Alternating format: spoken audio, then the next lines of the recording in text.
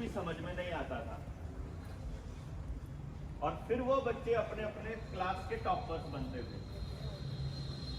और एक टाइम पर ये समझ में आया कि वो जो टॉपर बच्चा है, वो जो 100 नंबर ले रहा है 100 में से, उसे इतनी अकल नहीं है कि उसके घर में कोई आ जाए तो उसके साथ बात कैसे करनी है। तो ऐसी पढ़ाई को आग लगा देनी चाहिए।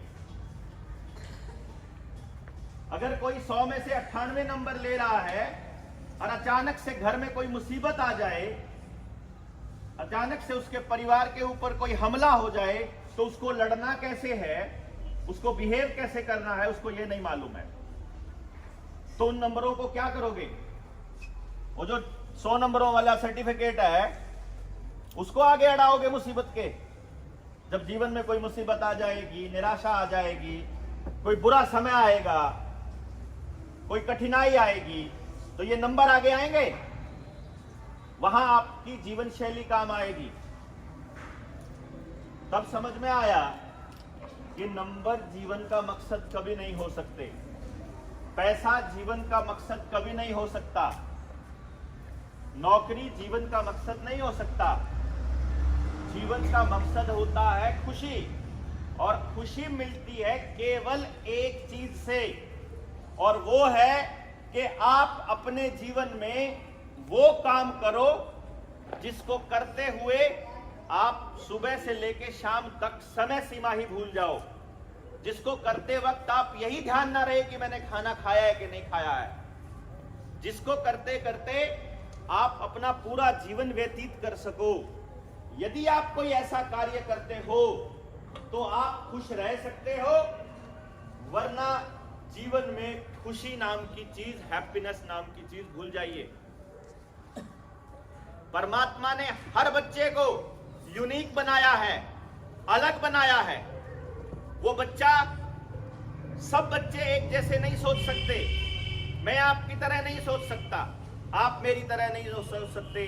तो अगर मेरी कोई बात बुरी लगती है, उसको सुनना जरूर चाहिए, ऐसा नहीं कि उसके ऊपर दांत रेपाड़ दो।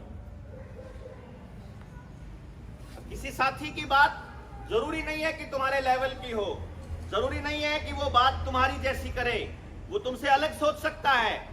तो इसका यह मतलब नहीं है कि तुम उसकी हंसी उड़ाओगे, इसका यह मतलब नहीं है कि तुम ज्यादा बुद्धिमान हो जाओगे। नहीं, तुम अलग हो, और तुमसे अलग सोच अगर कोई रहा है तो वो एकदम नेचुरल है।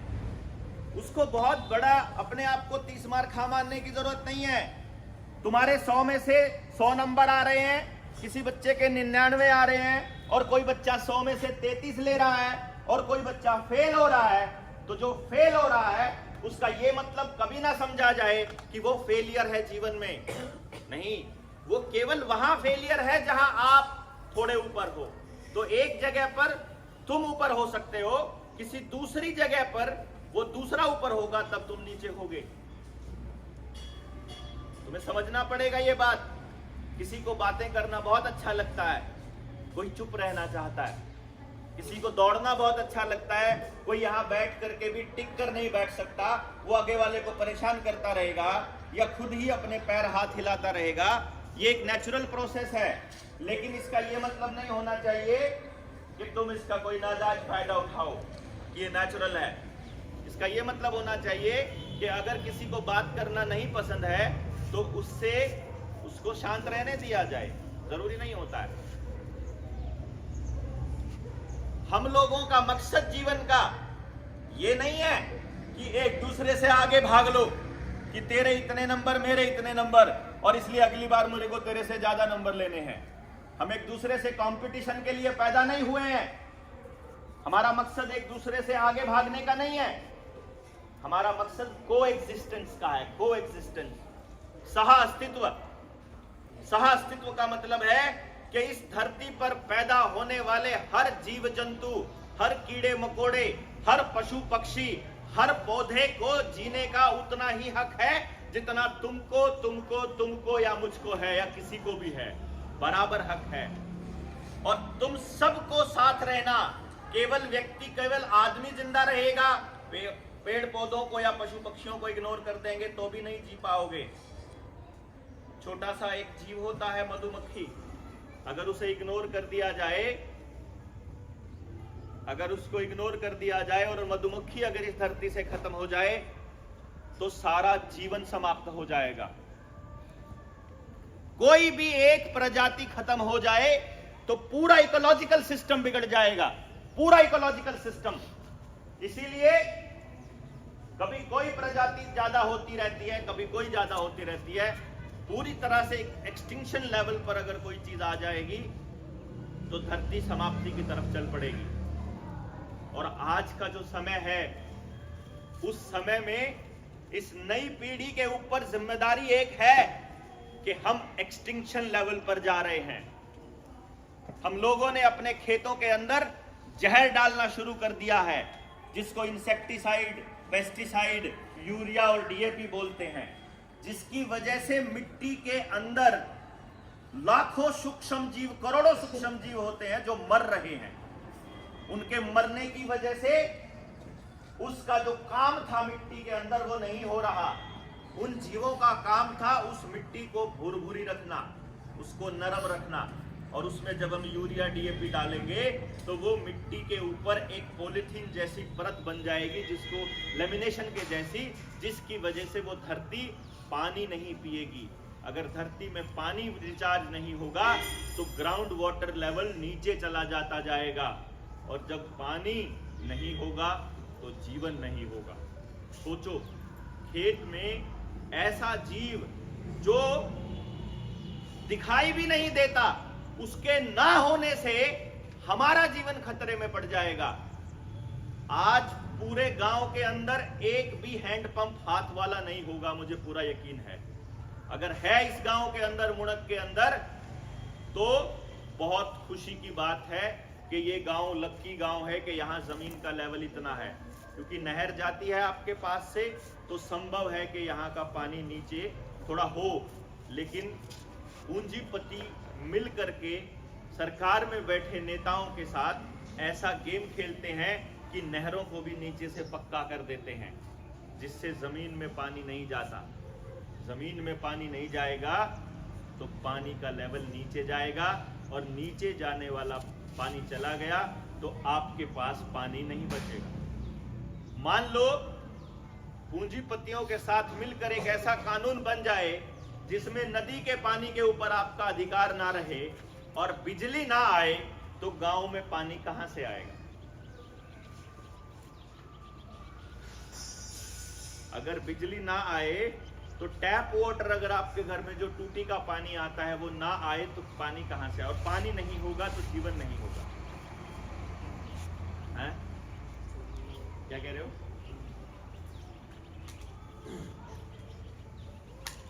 समझे?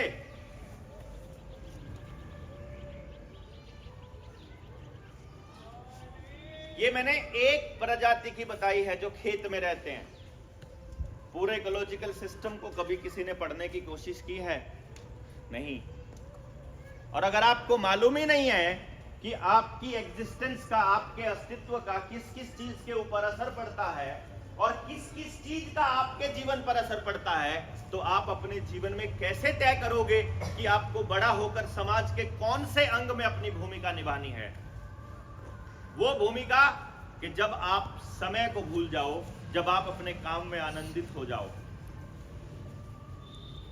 जीवन का जो मकसद है वो कोई एक मंजिल पा लेना नहीं है। जीवन का असली आनंद हर रोज खुशी से एक दूसरे की मदद करते हुए सह अस्तित्व की धारणा को धारण करके सबके भले के लिए कार्य करते रहने में है। और इसके लिए हमको एक दूसरे को, खुद को तैयार करना होगा कि हम बड़े होकर के जीवन में अपना क्या रोल अदा करेंगे कि समाज के लिए उपयोगी अंग बन सके, ना कि उस भ्रष्टाचारी कर्मचारी की तरह जाकर बैठे जो नासूर बनकर इस पूरे समाज को खोखला कर रहा है। या गलती से आपने जीवन में पैसा कमाने को टारगेट मान लिया तो कहीं कोई नशे का कारोबार ना करने लग जाएं, कहीं हम कोई गलत काम ना करने लग जाएं, कहीं गलती से नौकरी को टारगेट मान लिया तो नौकरी की गुलामी ना करने लग जाएं। क्योंकि लालच और डर ये दो ऐसे फैक्टर हैं जो आपके जीवन को नरक बना देंगे। और लालच और डर से वशीभूत होकर जो भी करोगे तुम्हारे जीवन को नरक ही बनाएगा वो चीज। इसीलिए यदि पढ़ना है, यदि यहां पढ़ने आते हो तो पढ़ो, केवल पढ़ना काम है। अगर पढ़ाई में मन नहीं लगता है तो मत आओ। कोई भी ऐसा कार्य मत करो जिसको करने में तुमको आनंद नहीं आ रहा। जरूरी नहीं है कि सबको पढ़ने में आनंद आना चाहिए, लेकिन साथ ही साथ फिर तुम्हारे माँ बाप की ये ड्यूटी बनती है, तुम्हारे टीचर्स की ये ड्यूटी बनती है, तुम्हारे समाज की ये ड्यूटी बनती है, हमारी ये ड्यूटी बनती है, तुमसे बड़ी पीढ़ी की ये ड्यूटी बनती है कि हम वो रास्ते तुम लोगों को दें जिसकी वजह से तुम वो काम कर सको जिसमें तुम खुश रहो। अभी तुम्हारे पास पढ़ने के अलावा कोई दूसरा रास्ता नजर नहीं आता है कि जीवन जीने के लिए कोई और रास्ता दिखाई नहीं दे रहा है। और अगर नौकरी करने के लिए दौड़ोगे ना बच्चों, अगर कंपटीशन के लिए दौड़ोगे, तो जितने बच्चे 12वीं पास करते हैं ना, अगर सिर्फ एडमिशन की ही बात करें तो 15% का भी एडमिशन नहीं होता है ग्रेजुएशन में, सीट ही नहीं है भाई। सीबीएसई, हरियाणा बोर्ड और किसी एक बोर्ड को भी ले लें तो 25 लाख बच्चा अपीयर होता है 12वीं में हर साल, और टोटल जो सीटें हैं ग्रेजुएशन की वो 4 लाख हैं, जिसमें एमबीबीएस भी आ गया, जिसमें आपका इंजीनियरिंग भी आ गया, साइंस भी आ गई, कॉमर्स भी आ गई, सब कॉलेजेस आ गए। तो तुम लोग नहीं कर पाओगे, तुम अपनी इच्छा के कॉलेज में, अपनी इच्छा की स्ट्रीम में नहीं जा पाओगे, और कोई नहीं जा पाया। कमाल की बात पता है क्या है? कोई भी नहीं जा पाया। जितने लोग यहाँ बैठे ना तुमसे बड़े, हम भी नहीं जा पाए अपनी मर्जी की जगह, क्योंकि हमसे पहले वाली पीढ़ी ने ऐसा कुछ किया नहीं, क्योंकि हमको मालूम नहीं था करना क्या है, उनको भी नहीं मालूम था। अब हमारे पास एक रास्ता आ गया। मैं तुम्हें बताऊं, मैं इंडिया का पहला आदमी हूं जिसने इस चीज के ऊपर काम किया है कि हम 3 साल की उम्र से लेकर किसी भी बच्चे को यह बता सकते हैं कि इस बच्चे का दिमाग कैसा है। परमात्मा ने यह खिलाड़ी बनने के लिए पैदा किया है या साइंटिस्ट बनने के लिए किया। इसको पढ़ने में मजा आएगा या पढ़ाने में आएगा। ये इतिहासकार बढ़िया हो सकता है या भूगोल अच्छी पढ़ सकता है, ये फिजिक्स अच्छा पढ़ेगा या गणित अच्छा पढ़ेगा। अगर हमको पता चल जाए तो आप अपने काम को, जीवन में वही काम करो जिसके लिए आप बने हो, परमात्मा ने जिसके लिए आपको बनाया है, और आनंद ही आनंद। और फिर जो काम आप करोगे, और जब आप पूरा परफेक्शन के साथ करोगे, आपसे बढ़िया ऑप्शन ही नहीं होगा, तो मजबूरी बन जाओगे आप उस समाज की। अगर आपसे बढ़िया टीचर ना हो तो आपके पास अपने आप लाइन नहीं लगेगी क्या? क्यों? सारे स्कूल आपको मांगेंगे, सारे बच्चे आपके से पढ़ना चाहेंगे। आप कोई भी, आप बढ़िया मिस्त्री बनने लायक हो मान लो, तो आप अच्छे मिस्त्री हो जाओगे तो सभी तुमको, तुम्हारे पास अपनी चीजें ठीक करवाने आएंगे। क्योंकि आप घर में टूटी खराब हो जाए या लाइट खराब हो जाए तो किसी को फोन करके बोलते हैं, अगर तुम्हारे घर वाले, तो कभी भी ऐसा नहीं कहते हैं कोई मिस्त्री का नंबर दो। हमेशा ये बात बोलते हैं किसी बढ़िया से मिस्त्री का नंबर दो, किसी बढ़िया से टीचर का नंबर दो, किसी अच्छे से कोचिंग सेंटर का बताओ, किसी अच्छे से प्लम्बर का नंबर दो, किसी अच्छे से अच्छा ढूंढते हैं। नहीं तो अच्छा कौन होगा? जो ज्यादा प्रैक्टिस करेगा। ज्यादा प्रैक्टिस कौन करेगा? जिसको ज्यादा उसको प्रैक्टिस करने में आनंद आएगा। आनंद किसको आएगा? जो उस काम के लिए बना होगा। नहीं समझे? आप दौड़ने के लिए बने हो और आपको बैठकर करने का काम दे दिया जाए तो पूरी जिंदगी नरक के जैसी बीतेगी।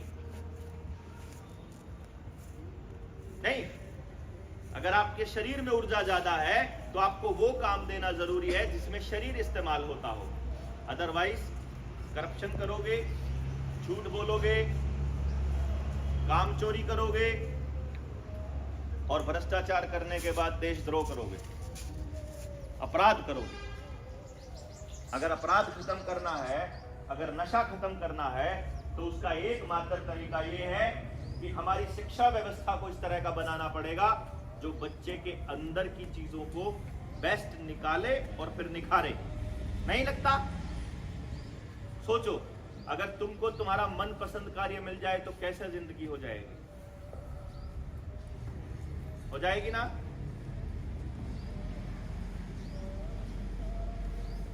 आप में से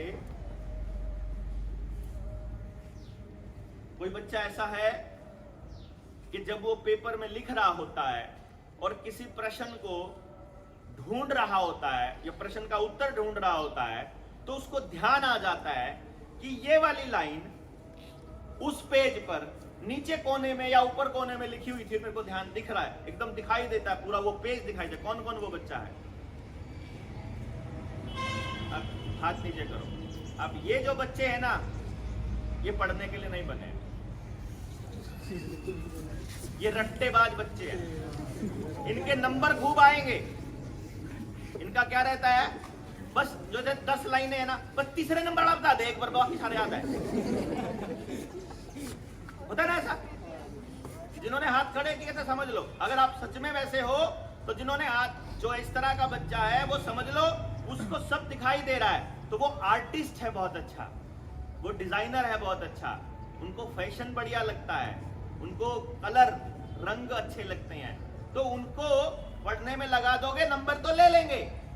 लेकिन वो क्या कहते हैं, किस किस का ये डायलॉग ही होता है या मन में होता है या घर वालों को या दोस्तों को या अपने फ्रेंड्स को बोल देते हैं कि पढ़ाई जितनी मर्जी करवा लो, पेपर नहीं होना चाहिए। कौन कौन है? आता है ना दिमाग में? जिन्होंने हाथ खड़ा किया था उनका ये डायलॉग होता है,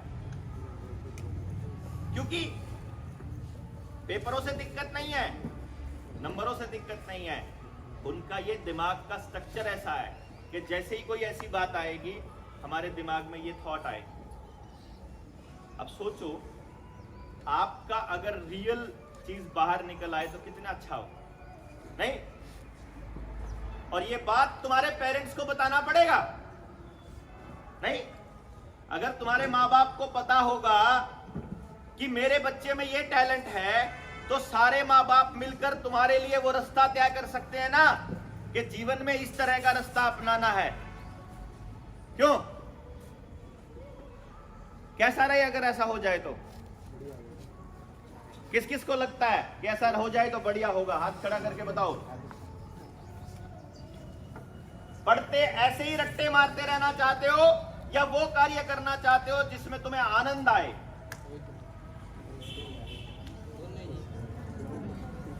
जिसमें आनंद आए, जिसमें आनंद आए, जो ऐसा कार्य करना चाहता है, हाथ खड़ा करके बताओ। एकाद तो इन्हें सोच करूं, पुनः कर लिया नहीं कर लिया, मैं बिठाऊं, चल इतना खा ले, चल को होगा नहीं खाना था तो नीचे कर लूंगा, नहीं तो फिर खा लूंगा। नीचे करो। आप क्या सोचते हो? देखो, ये चोरों का काम होता है छुप छुप कर किसी को कोई बात कहना। चोर हो क्या तुम लोग? जो कहना चाहते हो खुलकर कहो ना। चोरी किस चीज की है? किसी के पीछे सिर छुपा करके क्यों कुछ भी कहते हो? किसी के ऊपर हंसने का क्या लॉजिक होता है? कोई जरूरत है क्या? अरे या मैं कौन, मैं कोई खा थोड़ी जाऊंगा। जो कहना चाहते हो खुलकर बोल सकते हो। अब यहां हमारे एजुकेशन सिस्टम ने हमको ऐसा चोर बना दिया कि हम अपने मन की बात भी खुलकर नहीं बोल सकते। इसलिए ऐसे एजुकेशन सिस्टम पर तो कलंक लगना चाहिए, लानत पड़नी चाहिए। सिस्टम की गड़बड़ी है, तुम्हारी नहीं है। मैं तुमको कसूरवार नहीं ठहरा रहा। तुमको ऐसा बना दिया कि डरे हुए हो, पता नहीं कहने से क्या हो जाएगा, कोई आग थोड़ी लग जाएगी। छुपकर कहने की जरूरत नहीं होती है कुछ भी। अगर आप अंदर से सच्चे हो तो दहाड़ कर बोला करो जो बोलना है, जिसके सामने भी। कोई कुछ नहीं कहेगा और ना कोई कहेगा, तो पता चल जाएगा कि किस बात पर किसने क्या कहा, कौन कैसे सोचता है, कौन किस दिशा में सोच रहा है, मालूम पड़ जाएगा इससे। तो एक आइडिया देते हैं आपको, और रुक जा, फिर खा लिए। एक आइडिया देते हैं कि क्यों ना ऐसा किया जाए। ओ चाचा, अब जा।